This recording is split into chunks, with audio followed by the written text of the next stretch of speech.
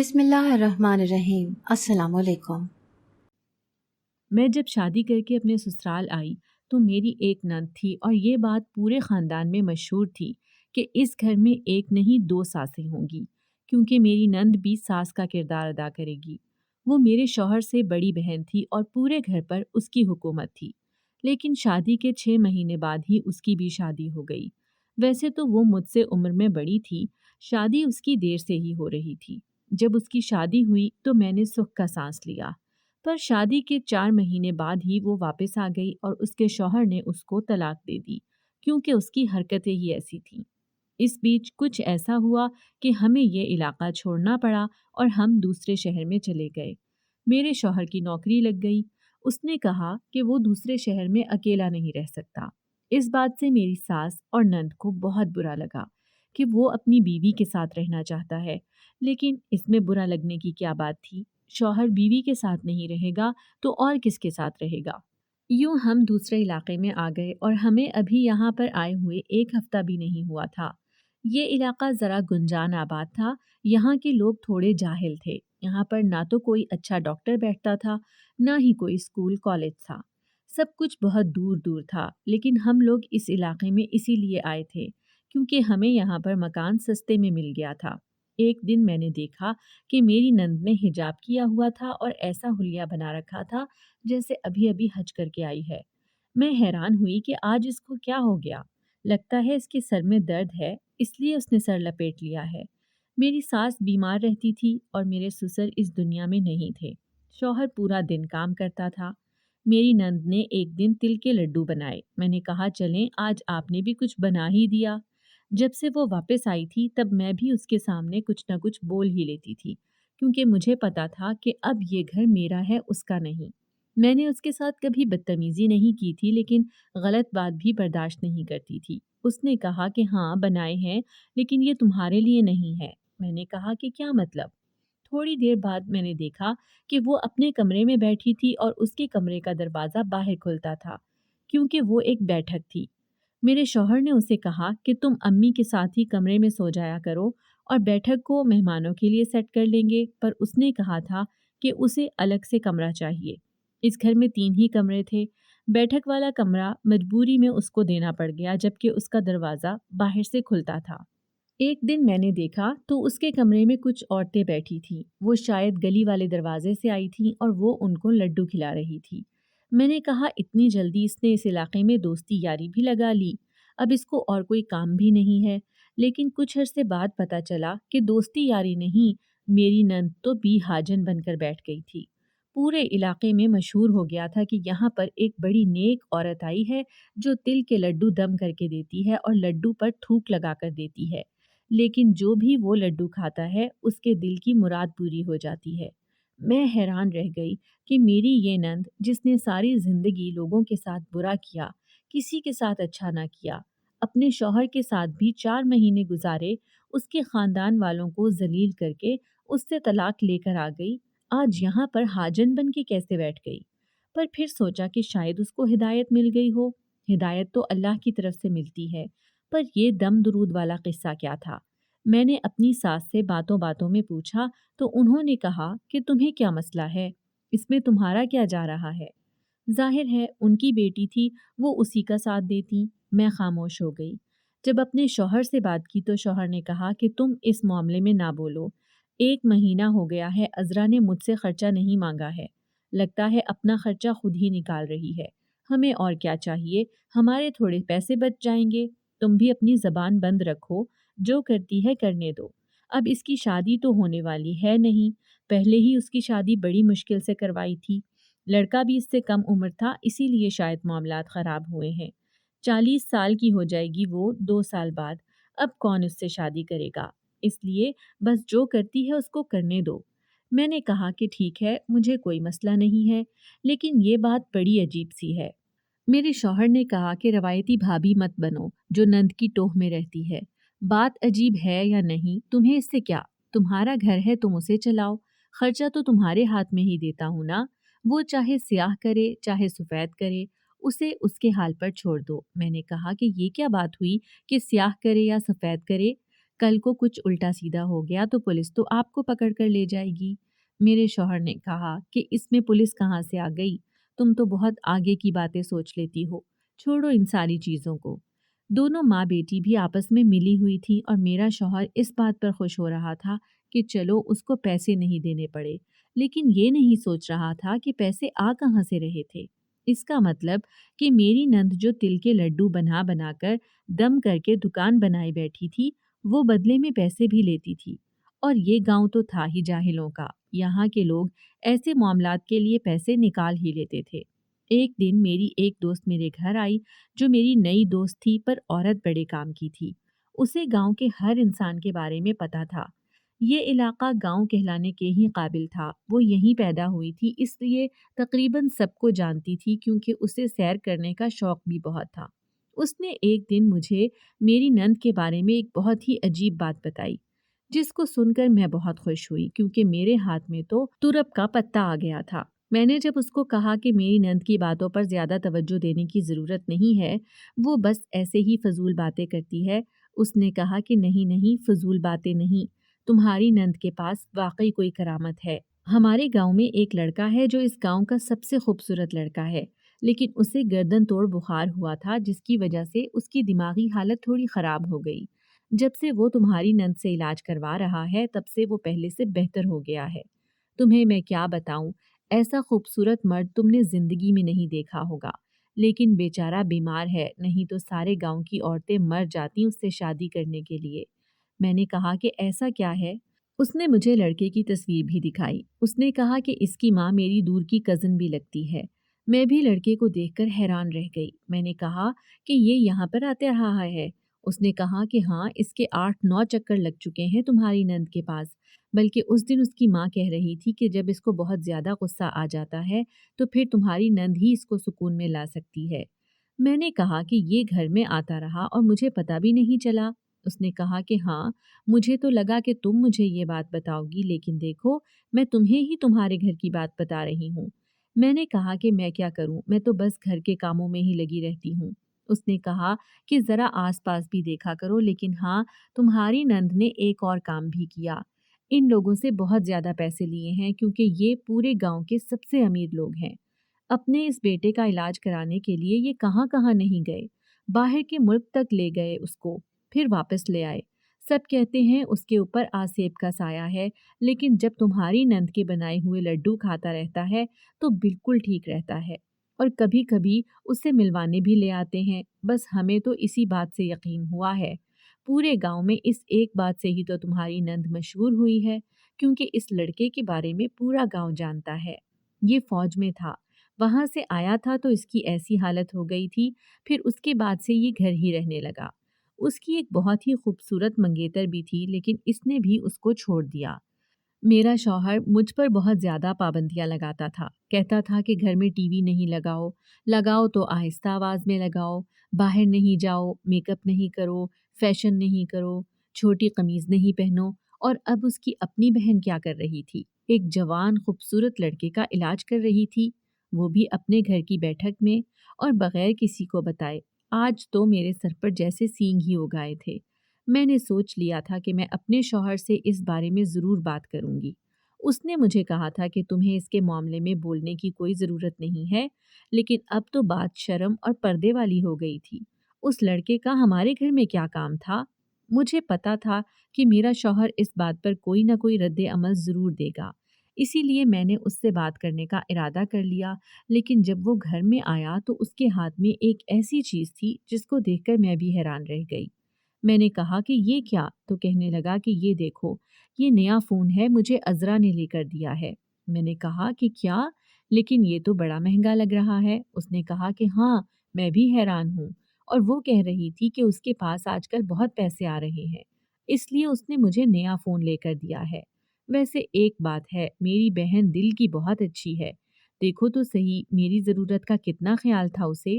اس نے دیکھ لیا کہ میرے فون کی اسکرین ٹوٹی ہوئی تھی، پھر بھی میں گزارا کر رہا تھا اور وہ میرے لیے فون لے آئی۔ ویسے فون میرا خراب تھا، لیکن میں نے تمہیں نیا فون لے کر دیا۔ اس ٹائم تمہارے لیے نہ لیتا تو اپنے لیے لے لیتا، اور اس ٹائم میں نے صبر کیا، اور دیکھو مجھے کتنا اچھا فون مل گیا۔ میں نے اپنی زبان پر تالا لگا لیا کیونکہ مجھے پتا تھا کہ عذرا نے یہ سب اسی لیے کیا تھا کہ اس کا بھائی اس کے سامنے نہ بولے، اور اگر اس ٹائم میں اس کے خلاف کچھ بھی بولتی تو میرا شوہر یقین بھی نہیں کرتا، بلکہ وہ تو دھیمے لہجے میں مجھے بھی تانے دے رہا تھا کہ تمہیں تو نہ میرا خیال آیا، تم نے خود فون لے لیا، میرے فون کے بارے میں نہ پوچھا، اور میری بہن نے مجھے لے کر دیا۔ اس نے کہا کہ آخر بڑی بہن ہے نا، بڑی بہن بھی تو ماں کی جگہ ہوتی ہے، اس لیے اس نے میرا احساس کر لیا ہے۔ میں خاموش ہو گئی، میرے ہاتھ میں جو ترب کا اکا آیا تھا وہ میرے ہاتھ سے گر چکا تھا۔ اب میں کیا کرتی؟ بات پوری کی پوری تھی ہی معیوب، لیکن شوہر کو بتانے کا کوئی فائدہ ہونے والا نہیں تھا، اس لیے میں نے بھی اس بات کا پیچھا چھوڑ دیا اور سوچنے لگی کہ کسی اور طرح سے ہی کچھ کرنا ہوگا۔ مجھے میری نند پر اس لیے غصہ آتا تھا کہ وہ پورا دن بی ہاجن بن کے کمرے میں بیٹھی رہتی تھی اور سارے گھر کے کام مجھے کرنے پڑتے تھے۔ اگر دن میں لوگ آتے تھے تو رات میں تو کام کر سکتی تھی نا، لیکن رات میں وہ یہ بہانہ کر دیتی کہ میں تو پوری رات اللہ کی عبادت کرتی ہوں۔ میں جب سے اس گھر میں آئی تھی میرے پاس صرف کام ہی کام تھے، مجھے اور کچھ سوچنے کا وقت ہی نہیں مل رہا تھا کہ نئی نئی شادی ہوئی تھی، شوہر کے ساتھ کہیں اور جاتی، سیر کرتی، شاپنگ کرتی، چلو جس علاقے میں ہم آئے تھے اس علاقے کی ہی سیر کر لیتے، یہاں پہ کچھ نہ کچھ تو ہوتا، پر مجھے یہ سب سوچنے کا وقت تب ملتا نا جب میرے پاس وقت بچتا۔ میں تو پورا دن گھر کے کاموں میں لگی رہتی تھی، اس لیے مجھے بہت غصہ آتا تھا۔ میرے شوہر نے پہلے دن مجھے کہا تھا کہ اس گھر کو اپنا گھر سمجھو، آپ ہی کے ساتھ مل کر گھر کے کام کر لیا کرو، لیکن یہاں پہ تو عذرا بھی بیچ میں سے نکل گئی اور میں کاموں کے حوالے ہو گئی تھی، یہ ٹھیک نہیں تھا۔ میری نند کے پاس بہت پیسے آ گئے تھے، وہ سب کے لیے کچھ نہ کچھ لیتی پھر رہی تھی، لیکن میرے لیے اس نے کچھ بھی نہ لیا، 1 روپے کی چیز بھی نہ لی۔ اس بات پر بھی مجھے بہت غصہ آ رہا تھا، میں کسی بھی طرح اس کا بھانڈا پھوڑنا چاہتی تھی۔ میں سب کو بتانا چاہتی تھی کہ یہ عورت اچانک سے بی ہاجن کیسے بن گئی، لیکن حیرانی یہ تھی کہ سارا گاؤں اس کی تعریفیں کر رہا تھا اور سب لوگ اس بات کے گرویدہ ہو چکے تھے کہ واقعی میں اس کے پاس کوئی کرامات ہیں۔ ایک دن رات کو میں نے دیکھا کہ اس کے کمرے سے عجیب و غریب قسم کی آوازیں آ رہی تھیں۔ میں آوازوں کو فوراً سمجھ گئی، میں نے اپنے کانوں کو ہاتھ لگا لیا، فوراً جا کر اپنے شوہر کو جگا دیا۔ میں نے کہا کہ آؤ ذرا میرے ساتھ، آج میں تمہیں دکھاتی ہوں کہ تمہاری بہن کیا کرتی ہے، اور اگر ہمت نہ ہو تو اپنے دل پر ذرا قابو رکھنا، کیونکہ آج تمہیں اپنی ماں جیسی بڑی بہن کا اصل روپ نظر آئے گا۔ وہ میرے ساتھ آنے کو تیار نہیں تھا، کہنے لگا مجھے کوئی ضرورت نہیں ہے تمہارے ساتھ جانے کی، پتہ نہیں کس قسم کی باتیں کر رہی ہو، کیوں اس بیچاری کے پیچھے پڑی رہتی ہو، تمہیں کہتی کیا ہے، تم سے تو 1 روپیہ بھی نہیں مانگتی ہے۔ وہ مجھے کہنے لگا کہ اگر کوئی بات نہ ہوئی اور بلا وجہ ہی تم مجھے آدھی رات کو نیند سے جگا رہی ہو تو پھر مجھ سے برا کوئی نہیں ہوگا۔ میں تھوڑا سا ڈر بھی گئی کہ کہیں ساری بات مجھ پر ہی نہ پڑ جائے، لیکن میں نے اپنے کانوں سے سنا تھا۔ میں نے اپنے شوہر کو اپنے ساتھ کر لیا اور بیٹھک کی کھڑکی سے اندر جھانکنے کو کہا۔ جب اس نے اندر جھانکا تو وہ حیران رہ گیا اور میری طرف دیکھنے لگا۔ میں نے کہا آ گئی عقل ٹھکانے، دیکھ لی اپنی بہن کی حرکتیں کہ وہ کیا کر رہی ہے، اور آپ کہتے ہیں کہ سیاہ کرے یا سفید اسے اس کے حال پر چھوڑ دو۔ ارے سیاہ کرے یا سفید کرے اپنے لیے کرے، اپنے لیے الگ سے گھر لے لیں، وہاں پہ کریں، میرے گھر میں اس طرح کی حرکتیں نہیں چلیں گی، یہ میرا گھر ہے۔ میرے شوہر نے میرا ہاتھ پکڑا اور مجھے کمرے میں لے آیا اور میرے منہ پر تھپڑ دے مارا۔ اس نے کہا کہ تمہارا دماغ تو نہیں خراب ہو گیا، میری بہن وہاں بیٹھ کر عبادت کر رہی ہے اور تم کیا کہہ رہی تھی کہ وہاں پہ کوئی الٹی سیدھی حرکت ہو رہی ہے، تمہیں شرم آنی چاہیے۔ ارے اس کا لحاظ نہیں ہے تو اللہ کا تو لحاظ کرو، اسلام کا اور عبادت کا تو لحاظ کرو کہ کوئی شخص عبادت کر رہا ہے اور تم اس پر اتنا گھٹیا الزام لگا رہی ہو۔ جب میں نے یہ سنا تو میں حیران رہ گئی، میں فوراً اس کی طرف گئی اور کھڑکی سے جھانک کے دیکھا تو میری نند بیٹھی قرآن شریف پڑھ رہی تھی اور اللہ اللہ کر رہی تھی۔ میں حیران رہ گئی، یہ کیا ہو گیا؟ اس کا مطلب کہ یا تو اس نے مجھے دیکھ لیا تھا اور یا پھر پہلے سے ہی پلان بنا کر بیٹھی تھی، میری بے عزتی کروا دی اور میرے شوہر نے مجھ پر ہاتھ بھی اٹھا دیا۔ میں اپنے شوہر سے ہی ناراض ہو گئی، لیکن اس کے حساب سے غلطی میری تھی، اس لیے وہ مجھے منا نہیں رہا تھا۔ آج 3-4 دن ہو گئے تھے کہ ہماری بول چال بند تھی۔ 2 دن تو میں نے روتے ہوئے گزارے، اس کے بعد میں بھی اپنی روٹین میں مصروف ہو گئی۔ میں نے کہا کہ جو کرنا چاہتا ہے کرے، مجھے کوئی فرق نہیں پڑتا، لیکن دل ہی دل میں بڑی اداس تھی۔ پھر اس نے مجھے خود ہی بلا لیا اور کہا کہ آئندہ اس طرح کی حرکت نہیں کرنا، میں بار بار معاف نہیں کروں گا۔ اب تو میرے لیے کرو یا مرو والا معاملہ بن گیا تھا۔ اگر مجھے اپنی نند کا معاملہ سب کے سامنے رکھنا تھا تو مجھے کسی بہت بڑے ثبوت کی ضرورت تھی، اور میرے پاس کوئی ثبوت نہیں تھا۔ لوگ یہ سمجھتے تھے کہ وہ دن میں لوگوں کے لیے دعائیں کرتی ہے، لڈو بناتی ہے اور رات کو عبادت کرتی ہے اور پوری رات عبادت کرتی ہے، اسی لیے اس کے ہاتھ میں شفا آ گئی ہے، اور میں جانتی تھی کہ معاملہ کچھ اور ہے۔ میرے ہاتھ اس معاملے کا کوئی بھی سرا نہیں لگ رہا تھا، اور اس طرح سے چیزیں نہیں چلنے والی تھیں۔ مجھے کچھ نہ کچھ کرنا ہی تھا۔ میری ساس بھی اس کے ساتھ ملی ہوئی تھی، اس کے لیے مضبوط سہارا بنی ہوئی تھی، اسی لیے تو وہ ہمیشہ بچ جاتی تھی، اور میرا میرے شوہر کے ساتھ رشتہ مزید خراب ہوتا جا رہا تھا، کیونکہ میں جب بھی اپنے شوہر سے کوئی بات کرتی تو اس کا الٹ ہی ہوتا تھا۔ ایسے میں وہ مجھے کہتا کہ تمہارے اندر نفرت ہے، تم روایتی بھابی ہو جو اپنی نند سے کبھی خوش نہیں ہو سکتی، چاہے وہ چاند بھی توڑ کر لے آئے، تم اس کے لیے ہمیشہ بری ہی رہو گی۔ ایک دن میں کچن میں کھڑی تھی اور میری نند بھی اپنے لیے کوئی چیز بنا رہی تھی، کیونکہ اب میں نے اس کا کوئی بھی کام کرنا چھوڑ دیا تھا۔ جب سے میرے شوہر کے ساتھ اس کی وجہ سے ہمارا جھگڑا ہوا تھا اور اس نے میرے اوپر ہاتھ بھی اٹھا دیا تھا، اس کے بعد سے میں اپنی نند کا کوئی کام نہیں کرتی تھی۔ میرے شوہر نے مجھے ایک دو دفعہ کہا، میں نے کہا کہ نہیں کروں گی، کر لو جو کرنا ہے۔ وہ بھی بے بس ہو گیا۔ وہ اپنے کام خود ہی کرتی تھی، بلکہ اس نے اپنی ماں کا اور اپنا کمرہ صاف کرنے کے لیے نوکرانی بھی رکھ لی تھی، جو کمرے میں آ کر کمرہ صاف کر دیتی تھی اور دن میں ایک دفعہ آتی تھی۔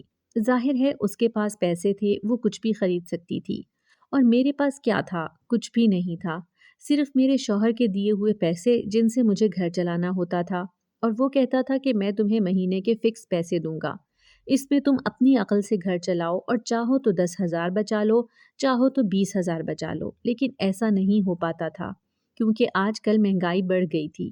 میں جتنی مرضی عقل استعمال کر لیتی، 2-3 ہزار روپے سے زیادہ نہیں بچا پاتی تھی۔ اتنے پیسوں سے میرا کیا ہونے والا تھا؟ مجھے اس وقت پیسوں کی سخت ضرورت تھی، اور میرے معاملات اتنے ہی الٹے جا رہے تھے۔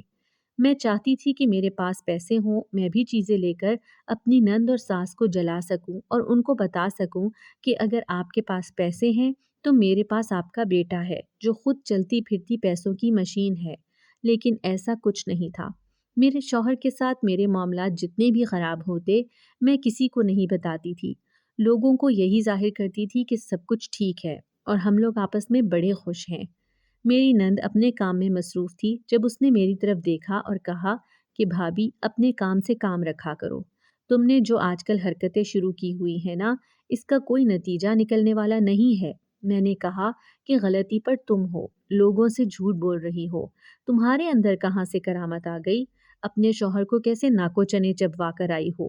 اس دن ملا تھا تمہارے بھائی کو، رو رہا تھا کہ سارا کچھ ہو گیا، لیکن تم اس کے گھر سے سونے کے 2 سیٹ چرا کے بھاگی ہوئی ہو، وہ واپس کر دو۔ یہ بات مجھے میرے شوہر نے بتائی تو تھی، پر کہا تھا کہ کسی سے ذکر نہ کرنا، پر مجھے غصہ آیا تو میں نے کہہ دیا۔ وہ بھی اس بات پر غصہ ہو گئی، اس نے کہا کہ کاہے کی چوری، میرے اپنے سیٹ تھے اور اب وہ مجھ سے لے بھی نہیں سکتا، اس کا میرا کوئی تعلق نہیں ہے، اور ہاں میں آپ کو ایک بات بتا ہی دوں کہ میں نے چرا بھی لیے ہیں تو آپ کو اس سے کیا؟ یہ تو میری عقل مندی ہے کہ میں نے اس شخص سے بھی کچھ نہ کچھ لے لیا جو مجھے طلاق دے رہا تھا، لیکن آپ تو اپنے شوہر سے بھی کچھ نہیں لے پاتی ہیں، ابھی تک آپ کی اولاد تک تو ہو نہیں سکی، اب اس سے زیادہ اور کیا ہوگا؟ جب اس نے مجھے اولاد کا تانا دیا تو مجھے غصہ آ گیا۔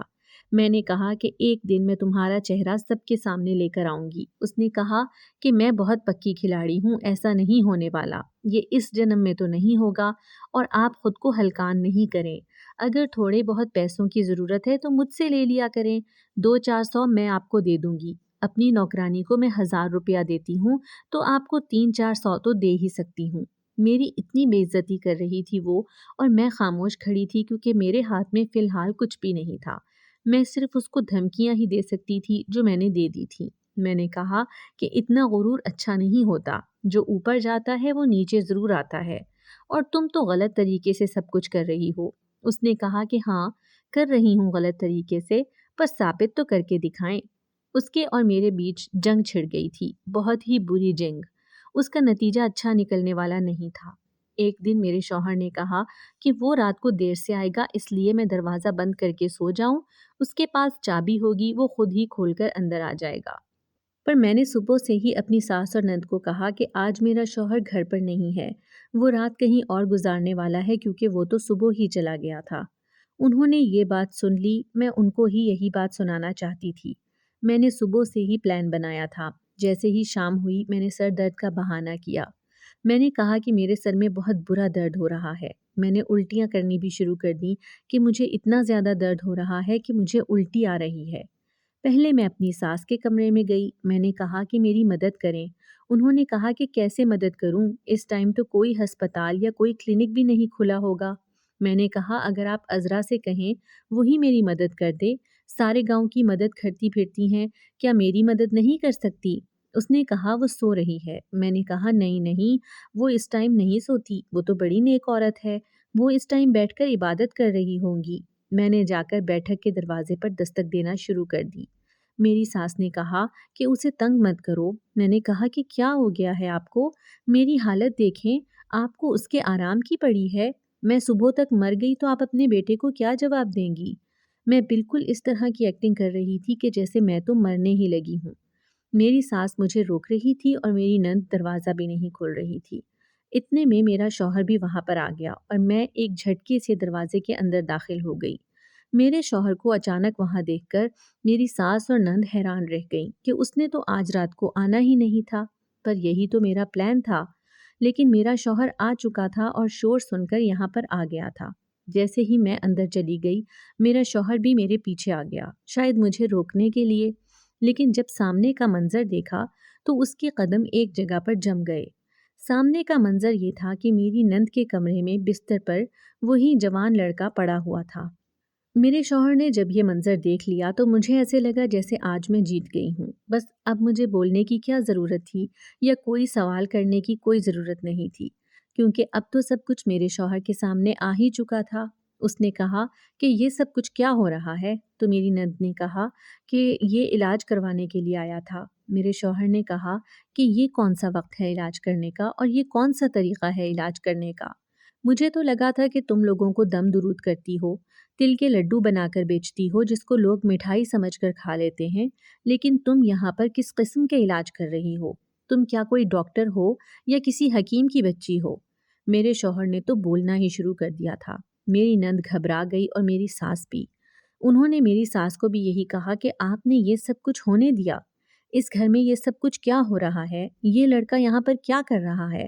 میری ساس نے کہا کہ یہ تو پاگل ہے، خود ہی اپنے گھر سے اٹھ کر آ گیا ہے، اس کا کیا ہے، آپ جس مرضی سے پتہ کر لو، یہ پاگل ہے، یہ تو ایسے ہی خود اٹھ کر آ گیا ہے، ہم نے تھوڑی اس کو بلایا ہے۔ میرے شوہر کی شکل دیکھ کر ایسا لگا کہ جیسے ایک پل کے لیے ان کی باتوں میں آ جائے گا، پر میرے شوہر نے کہا کہ اگر یہ پاگل ہے تو مانا، پر کیا یہ میری بہن بھی پاگل ہے جس نے اسے اپنے کمرے میں اپنے بستر پر لٹھا رکھا ہے؟ میرے شوہر نے فوراً اس کے گھر والوں کو فون کیا۔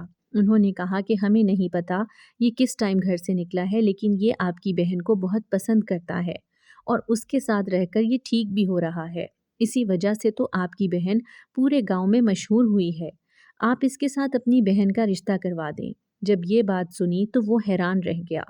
میں نے اپنی نند کی طرف دیکھا تو وہ معصوم شکل بنا کر کھڑی تھی۔ میرے شوہر نے اسے کہا کہ کیا تم بھی ایسا چاہتی ہو؟ تو اس نے ہاں میں سر ہلا کر جھکا لیا۔ میرے شوہر نے اپنا سر پکڑ لیا۔